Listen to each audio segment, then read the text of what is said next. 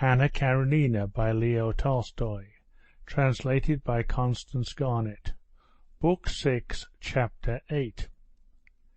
Next day, before the ladies were up, the wagonette and a trap for the shooting party were at the door, and Laska, aware since early morning that they were going shooting, after much whining and darting to and fro, had sat herself down in the wagonette beside the coachman, and, disapproving of the delay, was excitedly watching the door, from which the sportsmen still did not come out.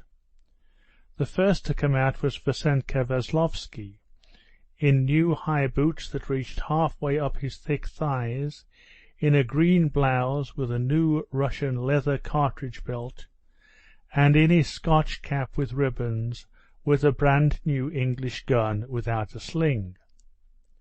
Laska flew up to him, welcomed him, and jumping up, asked him in her own way whether the others were coming soon. But getting no answer from him, she returned to her post of observation, and sank into repose again, her head on one side, and one ear pricked up to listen. At last the door opened with a creak, and Stepan Arkadyevitch's spot and tan pointer, Crack, flew out. Running round and round, and turning over in the air, Stepan Arkadyevitch himself followed, with a gun in his hand and a cigar in his mouth.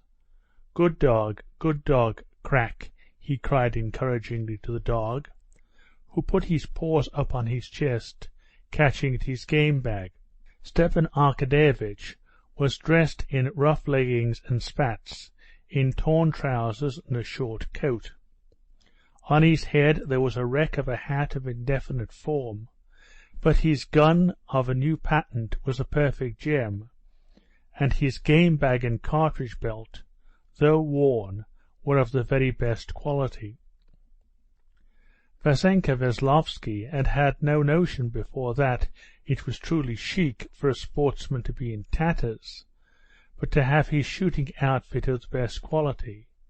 He saw it now as he looked on Stepan Arkadyevitch, radiant in his rags, graceful, well-fed and joyous, a typical Russian nobleman. And he made up his mind that next time he went shooting he would certainly adopt the same get-up. "Well, and what about our host?" he asked. "A young wife," said Stepan Arkadyevitch, smiling. "Yes, and such a charming one. He came down dressed. No doubt he's run up to her again." Stepan Arkadyevitch guessed right. Levin had run up again to his wife, to ask her once more if she forgave him for his idiocy yesterday, and, moreover, to beg her for Christ's sake to be more careful. The great thing was for her to keep away from the children. They might any minute push against her. Then he had once more to hear her declare that she was not angry with him for going away for 2 days, and to beg her to be sure to send him a note next morning by a servant on horseback, to write him, if it were but 2 words only, to let him know that all was well with her. Kitty was distressed as she always was at parting for a couple of days from her husband, but when she saw his eager figure, looking big and strong in his shooting boots and his white blouse, and a sort of sportsman elation and excitement incomprehensible to her, she forgot her own chagrin for the sake of his pleasure, and said good-bye to him cheerfully. "Pardon, gentlemen," he said, running out onto the steps. "Have you put the lunch in? Why is the chestnut on the right? Well, it doesn't matter. Laska, down. Go and lie down." "Put it with the herd of oxen," he said to the herdsman, who was waiting for him at the steps with some question. "Excuse me, here comes another villain." Levin jumped out of the wagonette, in which he had already taken his seat, to meet the carpenter, who came towards the steps with a rule in his hand. "You didn't come to the counting-house yesterday, and now you're detaining me. Well, what is it?" "Would your honour like me to make another turning? It's only 3 steps to add, and we make it just fit at the same time. It will be much more convenient." "You should have listened to me," Levin answered with annoyance. "I said, put the lines and then fit in the steps. Now there's no setting it right. Do as I told you and make a new staircase." The point was that in the lodge that was being built the carpenter had spoiled the staircase, fitting it together without calculating the space it was to fill, so that the steps were all sloping when it was put in place. Now the carpenter wanted, keeping the same staircase, to add 3 steps. "It will be much better. But where's your staircase coming out with its 3 steps?"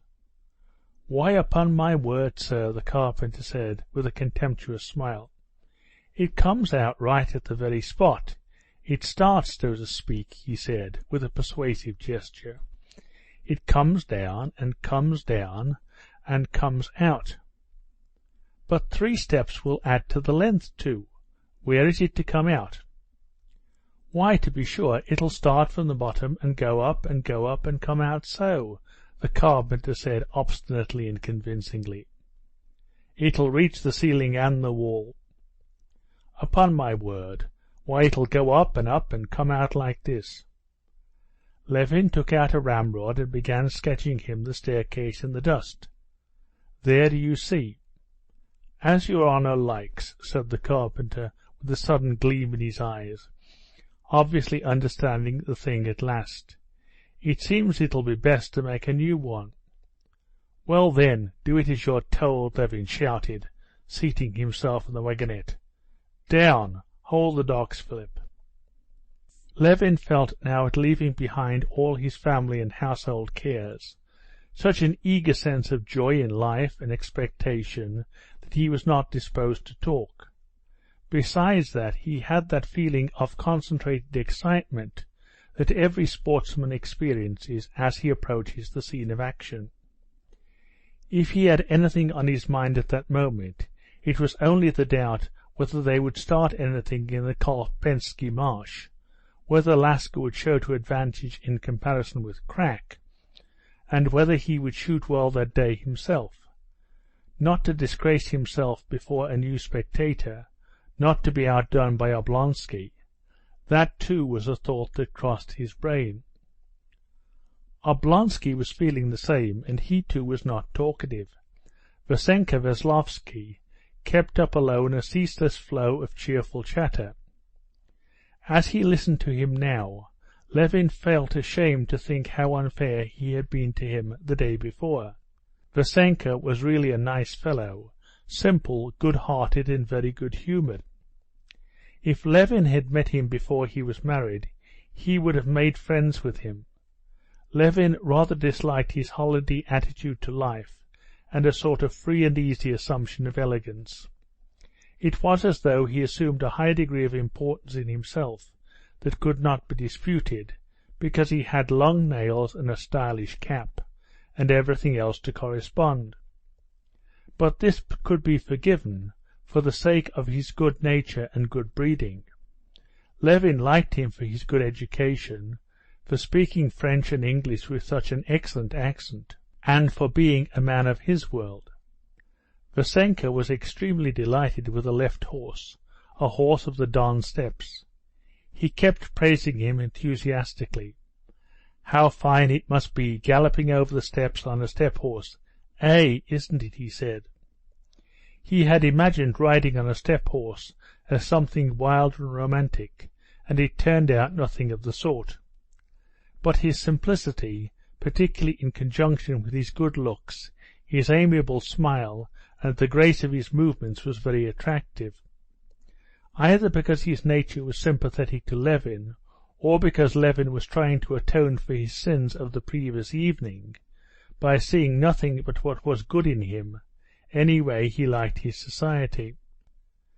After they had driven over 2 miles from home, Veslovsky all at once felt for a cigar and his pocket-book, and did not know whether he had lost them or left them on the table.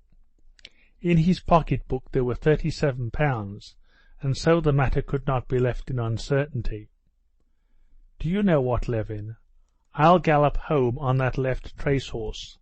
That will be splendid, eh?" he said, preparing to get out. "No, why should you?" answered Levin, calculating that Vassenka could hardly weigh less than 17 stone. "I'll send the coachman." The coachman rode back on the trace horse, and Levin himself drove the remaining pair. End of chapter 8. Recording by David Cole, Medway, Massachusetts.